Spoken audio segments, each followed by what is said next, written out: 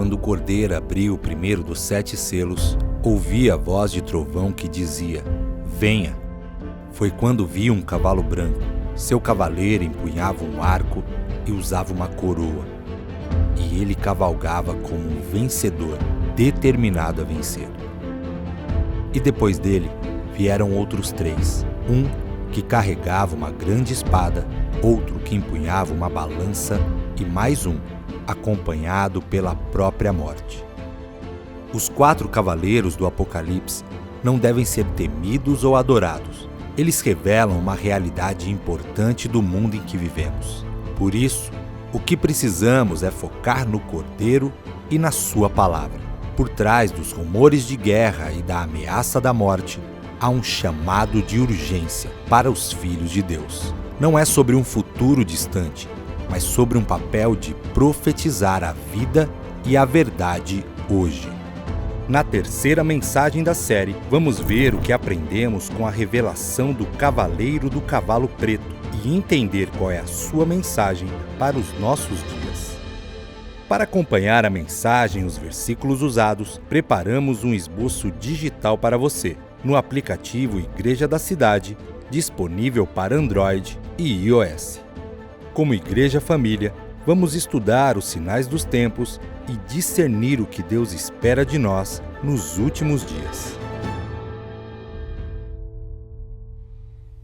Querida família, o Apocalipse é o livro da revelação do Senhor. Isso não deve nos gerar medo, não deve nos gerar uma perda de foco com relação à nossa missão aqui, mas deve nos gerar sabedoria, bom senso, discernimento e cada vez mais santificação, porque os dias são maus. Os dias que antecedem a volta de Jesus serão cada vez mais desafiadores. Não diga que é bom o que a Bíblia diz que é mau. E os dias que estamos vivendo, que antecedem a volta de Jesus, são dias maus. Se são dias maus e nós somos do bem, nós somos de Deus, temos que viver com sabedoria, discernimento e muito bom senso. Os 4 cavaleiros do Apocalipse e sua revelação para hoje. Os selos foram abertos pelo Cordeiro de Deus, diz Apocalipse capítulo de número 6. O papel de Jesus é um papel de autoridade. E ele então abre os selos e traz a revelação. Para quê? Para que possamos ter conhecimento. A realidade dos 4 cavaleiros do Apocalipse não significa que eles foram mandados por Jesus para trazer pânico na terra. Não. Jesus abre o selo, o Cordeiro de Deus, para revelar à igreja a realidade que o mundo vive com a situação do pecado. Os 4 cavaleiros do Apocalipse são figuras ilustrativas da realidade do mundo no pecado, onde Satanás, Lúcifer, o anjo caído, que é o príncipe das trevas, que vive neste mundo que vivemos, com o seu 1/3 de anjos caídos que são demônios, gerando todas essas mazelas que são reveladas por Jesus Cristo a João no livro do Apocalipse. E os 4 cavaleiros revelam 4 realidades. A primeira delas, quando vimos na figura do cavaleiro branco, revela a falsa vitória do poder temporal através da política, da justiça. O diabo se infiltra em meio de sistemas de poder e aparentemente mostra uma vitória, uma pseudo-verdade. E qual é o nosso papel diante da realidade de Apocalipse 6, 1 e 2? É tempo de profetizar a verdade de Deus em dias de mentira de Satanás. Muitas vezes aqueles que são eleitos para proteger geram a opressão. Muitas vezes aqueles que estão de posse da justiça geram a injustiça.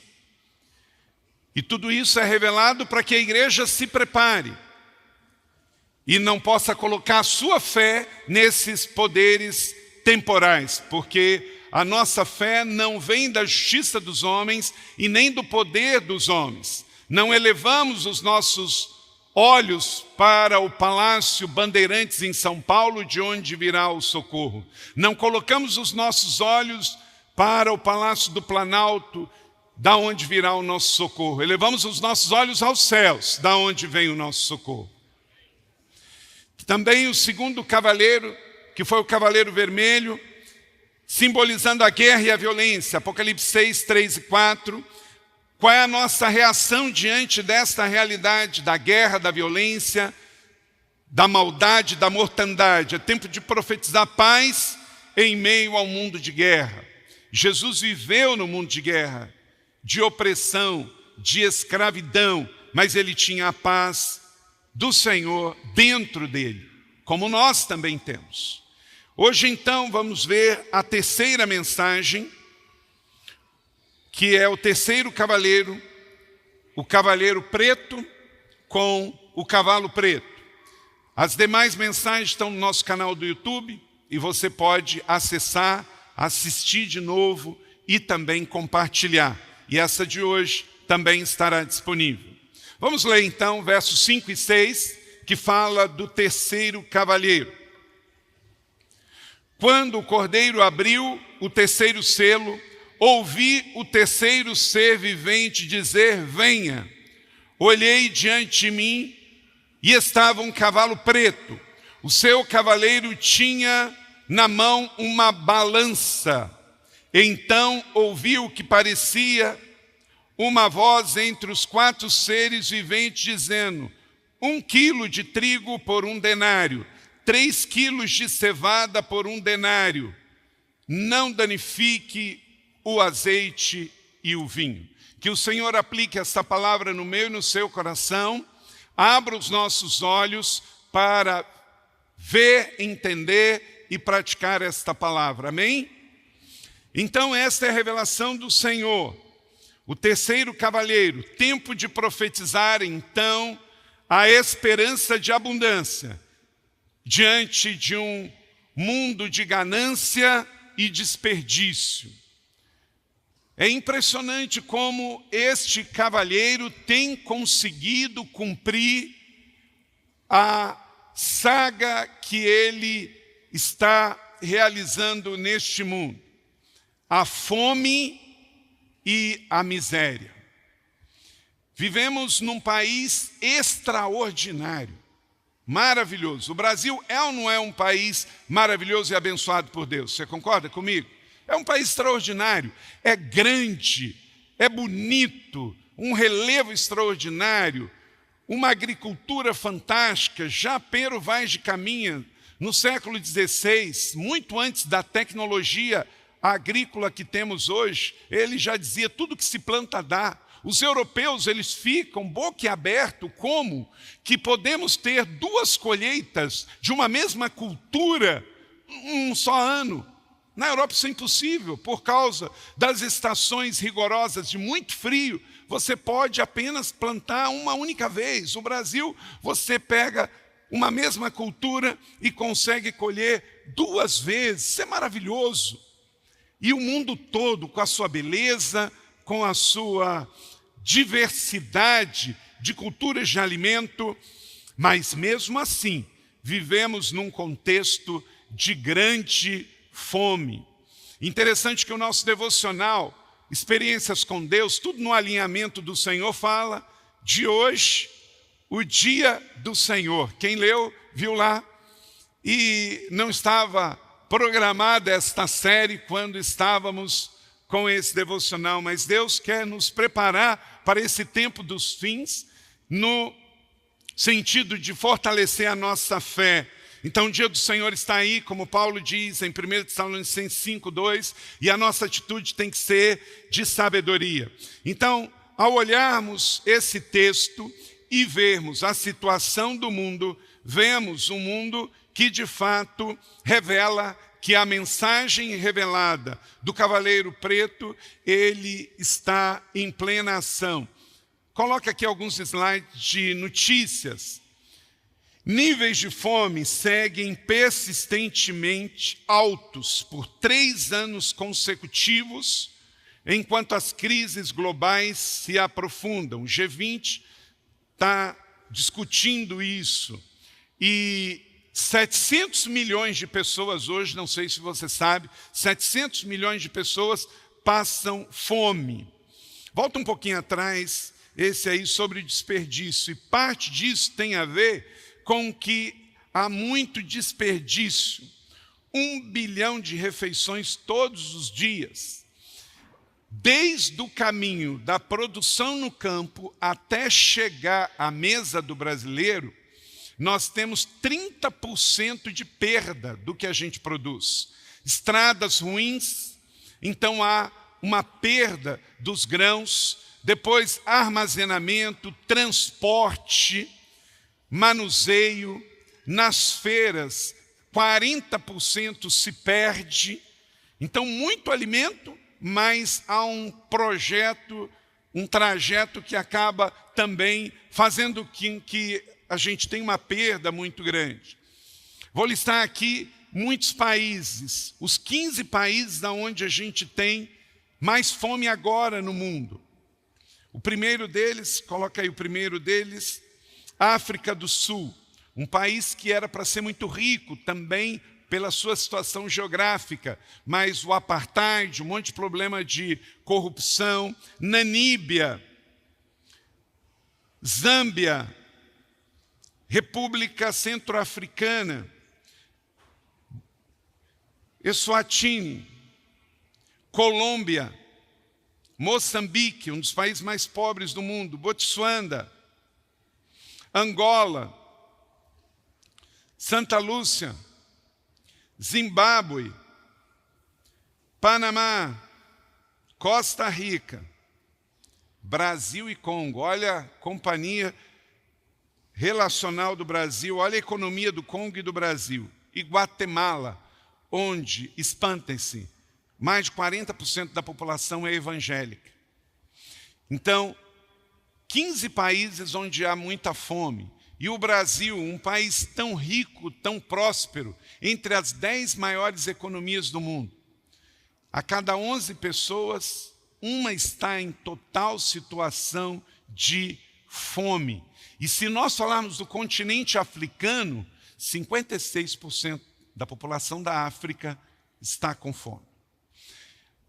Agora, o que nós estamos vendo? Que muitos que estão se convertendo não estão contribuindo para mudar esta realidade. Porque o mundo jaz no maligno, Satanás está agindo, governantes estão a serviço do cavaleiro preto, mas em muitas situações tem cristãos chegando lá e fazendo mais do mesmo. Tem cidades brasileiras que já alcançou 40% da população evangélica e não mudaram os índices de violência, de IDH, de saúde pública. Então tem algo errado na maneira como estamos também vivendo a nossa fé. Então, Apocalipse nos fala no capítulo 1, verso 3, diante desta realidade, feliz é aquele que lê as profecias e felizes aqueles que ouvem e guardam o que nela está escrito, porque o tempo está próximo. Jesus está voltando à igreja. Não temos que ter medo disso, mas temos que nos preparar para esta realidade. Os 4 cavaleiros do Apocalipse trazem uma revelação de um mundo que jaz no maligno, cheio de enganos, seduções, hedonista, amante de si mesmos.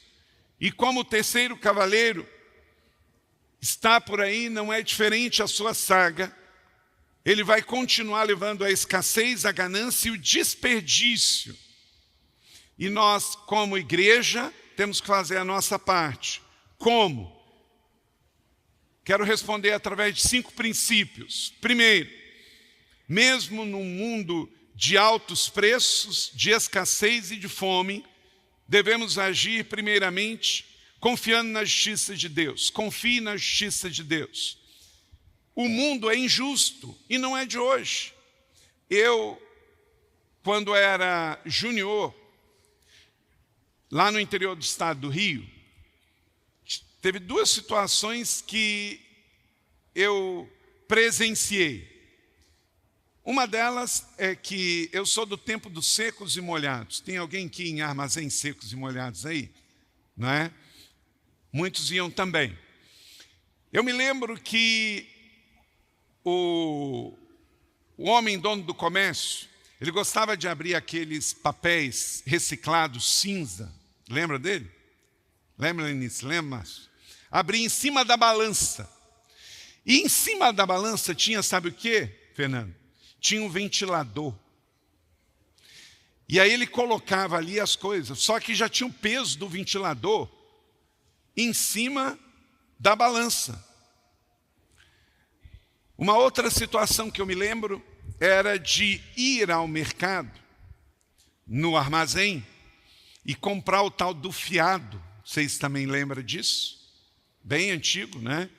E a minha mãe vai lá na venda e pega açúcar e pó de café, tá? E aí eu chegava lá e eles anotavam no caderno deles e levava para casa. No final do mês a minha mãe ia acertar e via de regra, ela tinha um caderno em casa que ela anotava o que comprou, mas não batia. Sempre o caderno do comerciante era mais. Aí minha mãe teve uma ideia. Vamos comprar uma caderneta. Quando ele anotar no livro dele, vai anotar na minha caderneta também. E assim diminuiu um pouco. Mas, querido, o que eu estou querendo dizer? Lá no interior do estado do Rio de Janeiro, uma pequena venda já aplicava a corrupção e o golpe nos mais necessitados. Há pouco tempo atrás que o Brasil adotou a questão do Inmetro de regularizar exatamente o peso de cada quilo de feijão, de arroz que a gente compra. Porque eu me lembro muitas vezes de pegar coisas empacotadas e ir pesar na balança e tinha 20 gramas a menos, 30 gramas a menos. Imagina um produtor que faz isso, que empacota desse jeito. E aí muitos pensam assim, não, mas 10 gramas a menos não faz diferença. Só que pensa na produção inteira. 10 aqui, 20 aqui e tal. Então é deste jeito que muitas vezes aquele que está no poder acaba fazendo para com o outro. Querido, lembre-se sempre, você vai prestar contas a Deus. Creia que você vai prosperar no trabalho e na verdade, mas nunca queira na sua casa aquilo que não é seu. Não oprima o pobre, não gere nenhum desperdício e não roube ninguém. O seu papel, se você roubava antes de conhecer Jesus, não rouba mais. Roubar, gente, não é só pegar uma arma e ir para a via pública e roubar alguém à mão armada. Se você empacota algo e tira no peso de alguém, você está roubando igual. Então, o cavalo preto, ele vem trazer a fome, porque muitos seres humanos estão como agente deles. Se você tem posição de liderança em qualquer lugar, seja um homem, uma mulher justo, porque você vence, você para este ciclo desses cavalheiros. E como você vai fazer isso? Sendo agente da justiça. Você que confia na justiça divina, você é resposta para a gente de justiça aqui na terra. Diz o texto, agora me está reservada a coroa da justiça, que o Senhor, justo juiz, me dará naquele dia, e não somente a mim, mas também a todos os que amam a sua vinda. Quem ama a vinda do Senhor? Então você tem que ser justo, até porque você segue o justo juiz. Gente, é impressionante que tem brasileiro hoje surpreso porque tem corrupção no judiciário. Se a Bíblia está falando aqui e está dizendo, Paulo aqui em Apocalipse, que nós ansiamos a vinda do Senhor e esperamos o justo juiz, é porque tem juiz que não é justo. Ora, se Jesus é o justo juiz, é porque tem juiz na terra que não é justo. É triste, é lamentável, mas isso não pode fazer com que você pense nisso pela primeira vez na história. Já foi denunciado nas Escrituras. O problema é que agora aumentou, agora ganhou mais visibilidade. Coloca aí uma matéria sobre isso. Conselho Nacional de Justiça, olha só, arquiva sumariamente processos contra desembargadores do Mato Grosso. Por quê? Se descobriu um escândalo no Tribunal de Justiça do Mato Grosso de venda de sentença. Mas, de repente, o Conselho Nacional de Justiça, segundo a matéria aí, arquiva sumariamente. Por quê, gente? Se puxar o fio da Justiça Estadual, vai chegar aonde? Na Justiça Federal, na Suprema Corte. Então, nós acabamos vendo que o que Paulo está dizendo aqui, que haverá um justo juiz. Por quê? Porque a justiça dos homens é justamente cega. É cega, e desde é uma cadeia.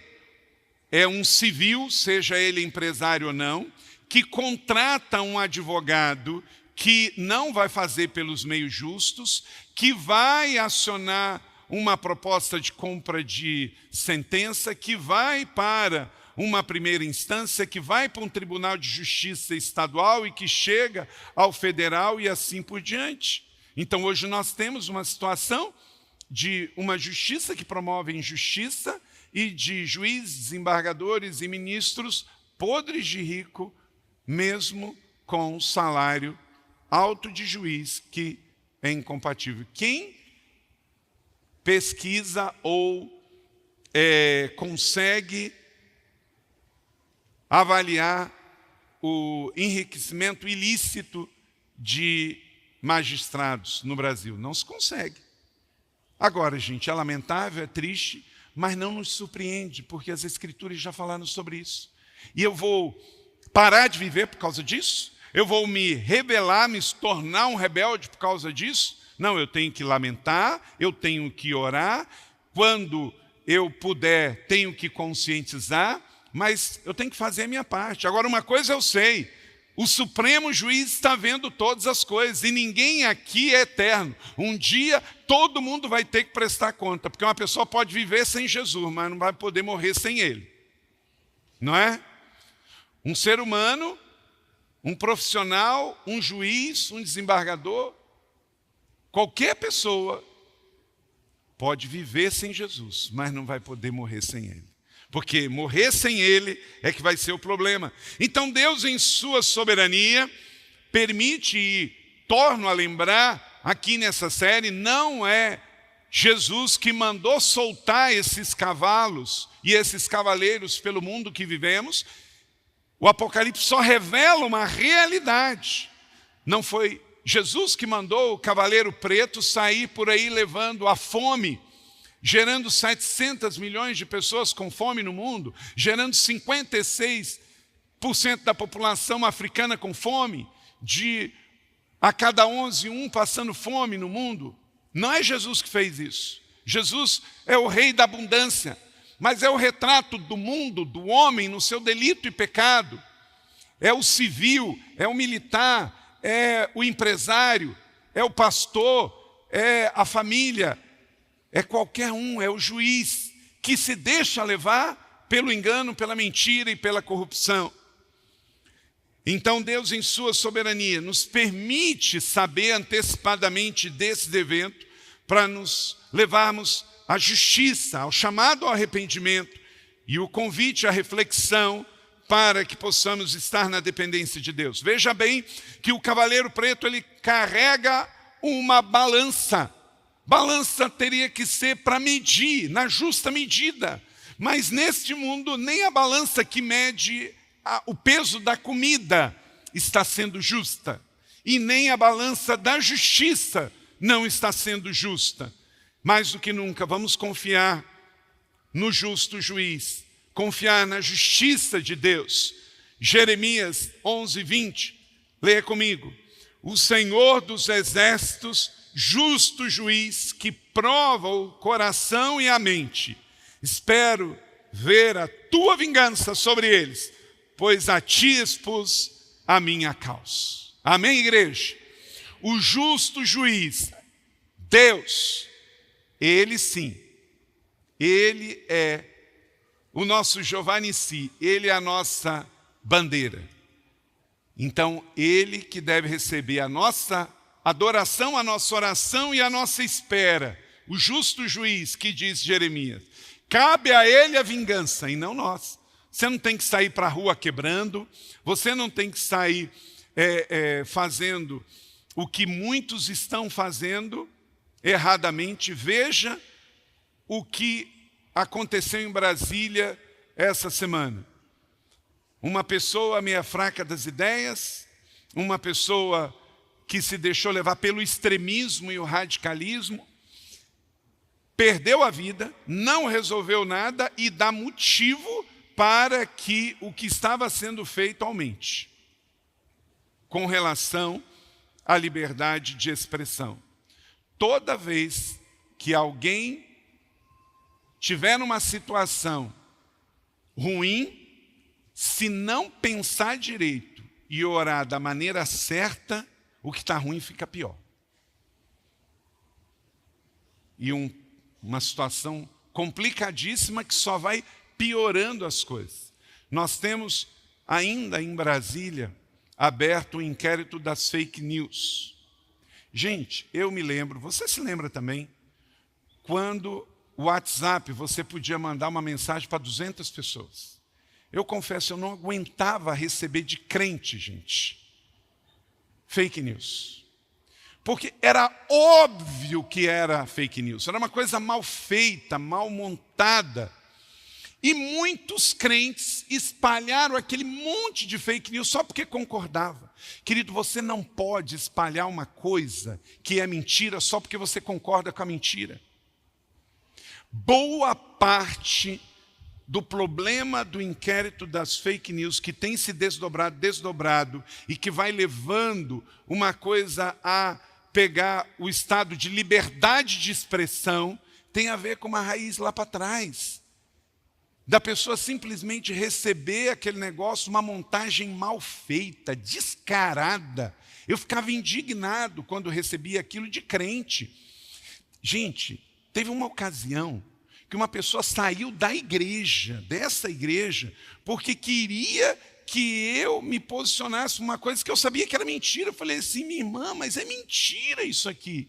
Mas a pessoa fica cega, ela fica abduzida por um desejo de vingança.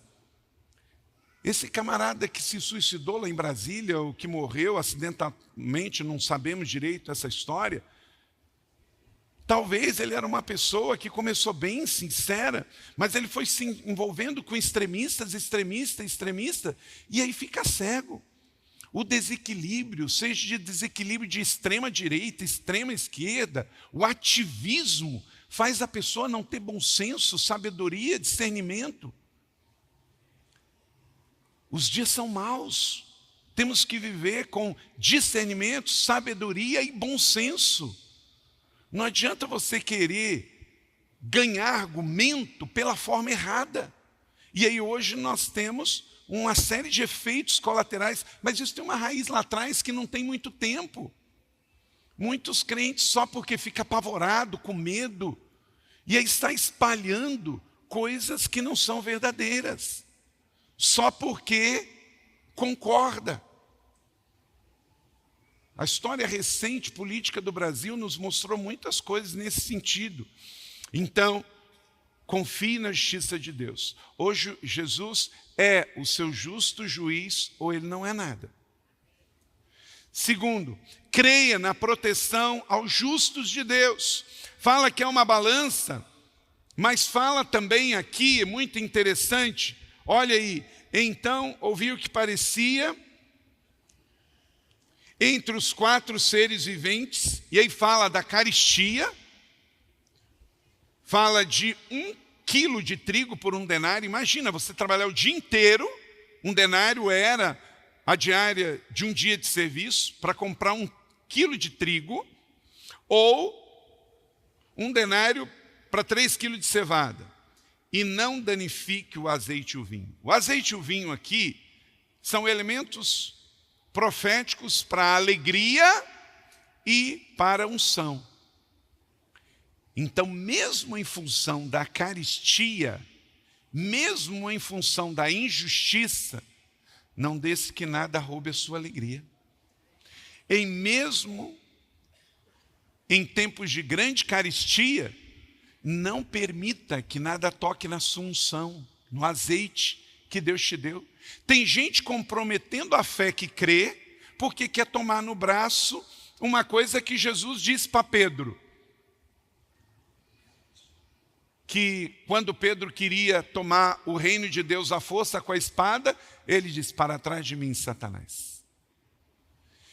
Não permita que nada roube o seu bom senso, a sua sabedoria, a sua alegria e também a sua fé. Mesmo os altos preços, mesmo a caristia.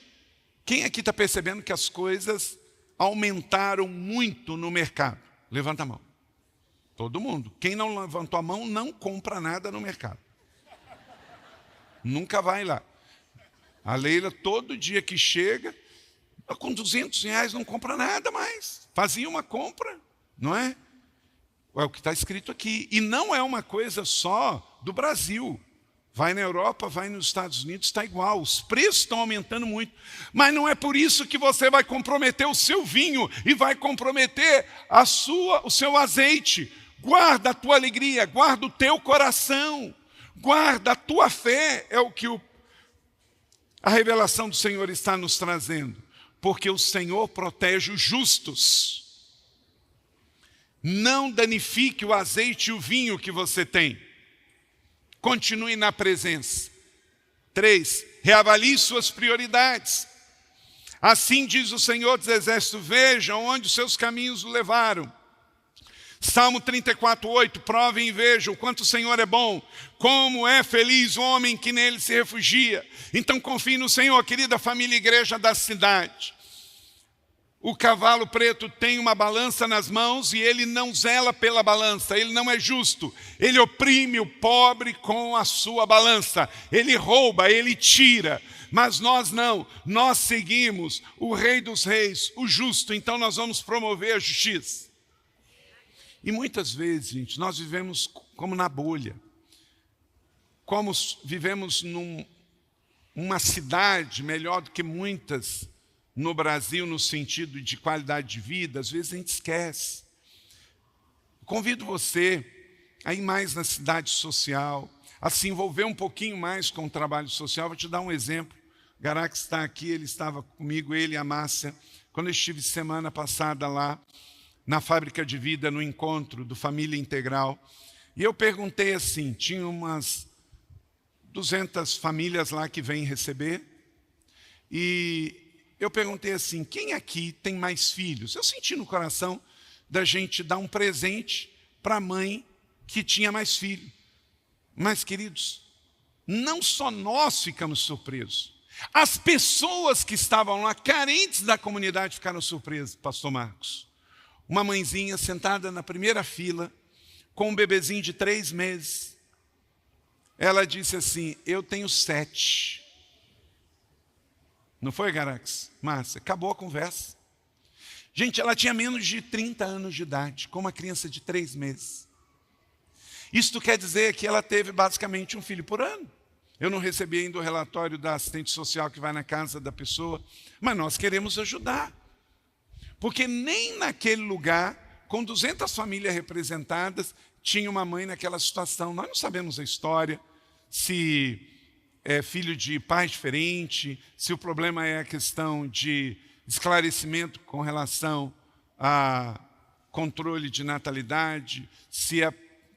Não sabemos. Mas uma coisa nós sabemos. Tem 7 crianças pequenas. Eu perguntei, qual o mais novo?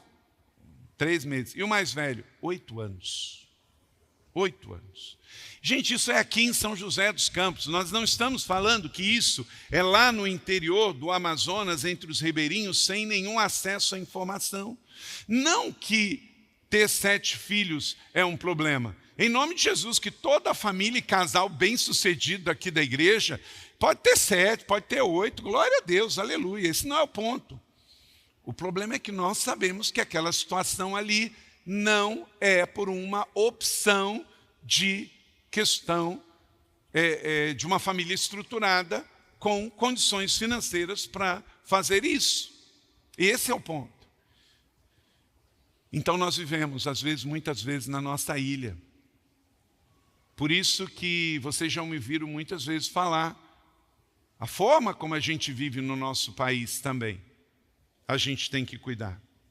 Reavalie suas prioridades. E aí entra a questão de desperdício. Gente, eu fui criado, e talvez muitos de vocês, vendo a minha mãe na falta de sabedoria com relação a isso, ou até porque morava num lugar onde não tinha essa miséria, lá no interior do estado do Rio, mas pegando a batata e jogando metade da batata fora, porque descascava a batata e jogava metade da polpa com a casca fora. Agora nós chegamos à conclusão de que batata não precisa descascar. É só cozinhar e tirar. Se quiser tirar a pele da batata, porque nem precisa, porque não é ruim, não é? Se ainda for fazer a batata frita rústica, ainda é chique deixar a casca, não é? Fica mais saborosa. Mas o que era? Desperdício. Quantas vezes levou para casa 2 quilos de batata e descascou quase 1 quilo e jogou fora? Que não é uma questão de avareza. Eu fico às vezes olhando nos Estados Unidos, que é um dos países que mais, estava conversando com o pastor Fábio Cano, que está conosco, é o país que mais desperdiça comida no mundo, é os Estados Unidos da América. Nunca você vai nos Estados Unidos num restaurante que as pessoas não levam para casa o que não comeram. Aqui no Brasil é muito comum as pessoas irem no restaurante, não comeu tudo e deixar na mesa. Querido, aquilo ali vai ser jogado fora. Vai ser jogado fora. Você vai num lugar que serve guarnições, mesmo que você não tocou. Aquela comida, pela questão da vigilância sanitária, ela não vai ser reaproveitada, ela vai ser jogada fora. Então, pede para levar para casa sim, e reaproveite aquilo, e vai ser uma bênção. Bota lá 2 zoiudos, né? E reinventa aquela comida lá, e faz um mexidão, e vai ser muito gostoso, né? Então, as cascas, o reaproveitar dos pratos. Por quê? Porque tem muita gente passando fome, e o desperdício é pecado. Você pode dizer comigo essa frase? Porque tem muita gente que acha que pecado é matar, roubar, se prostituir. Desperdiçar alimento é pecado. Vamos dizer isso? Desperdiçar alimentos é pecado. Num lugar onde vivemos que 700 milhões de pessoas passam fome. Então, reaproveitar. Reavalie suas prioridades. Para que comprar algo que eu não preciso? Enquanto gente está passando fome. Em Marcos 6,43, Jesus nos ensinou. Ele fez o milagre, mas depois do milagre recolheu 12 cestos. Não foi isso que aconteceu? Está nos Evangelhos 4. Em tempos de altos preços, escassez, como devemos agir? Seja solidário ao próximo. Quem é generoso será abençoado, pois quem reparte o seu pão com o pobre. Então não podemos viver numa ilha. Nossa cidade social, 95% ou mais das pessoas que atendemos não são da igreja da cidade. Mas não importa, nós temos que ser solidários com aqueles que mais precisam. Provérbios 22:9, em tempos em que o cavaleiro preto está por aí, levando a fome, que você reparta e seja solidário. Mateus 14,16, aqueles que deveriam dar a solução do repartir, muitas vezes os crentes dentro da igreja, tomam o papel dos discípulos. Jesus recebeu a notícia que estava tarde, 5.000 homens, 15.000 pessoas não tinham o que comer. Ele diz, eles não precisam ir. Diga-lhes, deles vocês algo de comer. Solidariedade. A fé cristã tem a ver com solidariedade. Chega os discípulos e falam assim, Jesus, manda todo mundo embora. Jesus olha para eles e diz, não vai não. Por quê? Porque vocês serão instrumentos de milagre. Diga comigo, eu sou instrumento de milagres. Quando você ora, quando você reparte, quando você é solidário, quando você ajuda a cidade social a ajudar mais. Passa a ter a lembrança de trazer alimentos para o mercado solidário, visite lá. E quinto e último, em tempos de alto preço, escassez e fome, reafirme a sua dependência de Deus. Não vamos ficar desesperados, não vamos ficar ansiosos, vamos confiar no Senhor. Assim como Jó, creia e declare diante do caos. Vamos declarar juntos, verso 25 do capítulo 19 de Jó. Eu sei que o meu Redentor vive e por fim se levantará sobre a terra. Creia, espere, reafirme sua fé de que o Senhor está no controle de todas as coisas.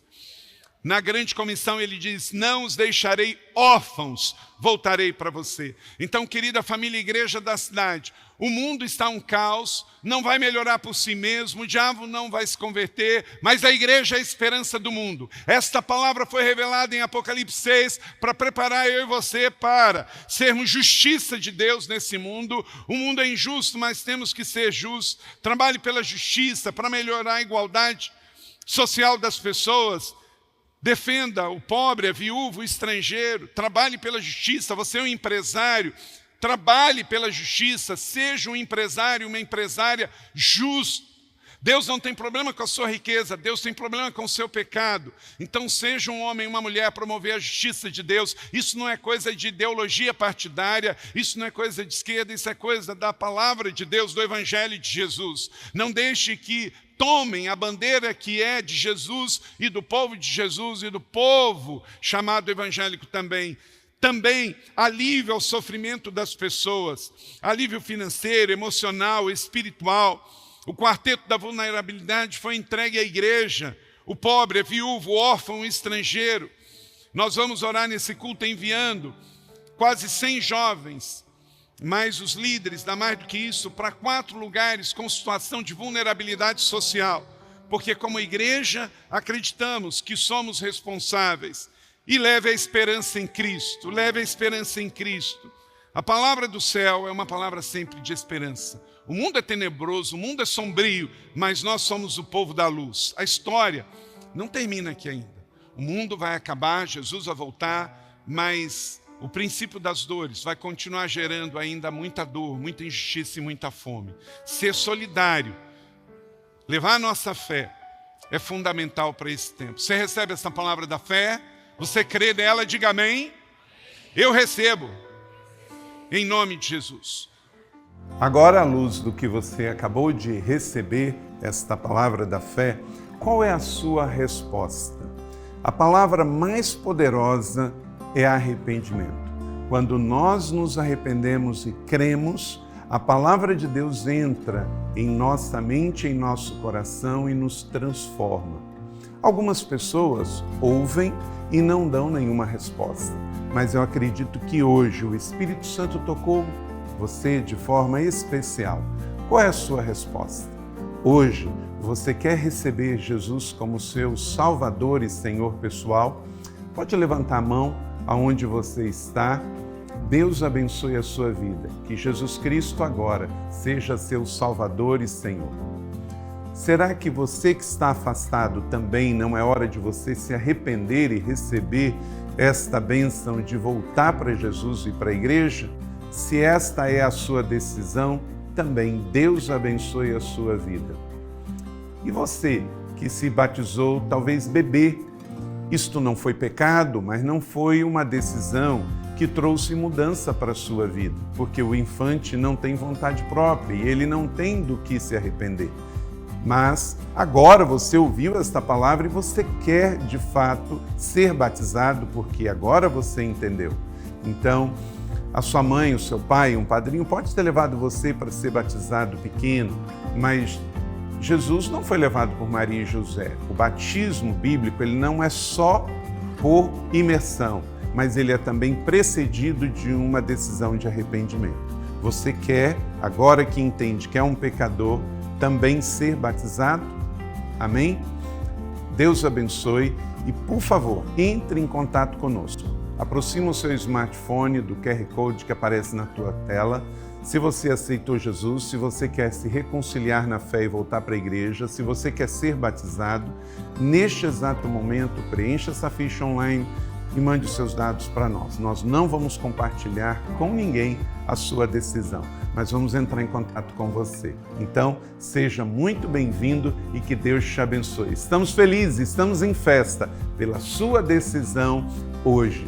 Que Deus te abençoe e vamos juntos viver um dia de cada vez a nossa fé em Jesus. Seja muito bem-vindo à família Igreja da Cidade, a sua família para você pertencer. Deus te abençoe. Muito obrigado.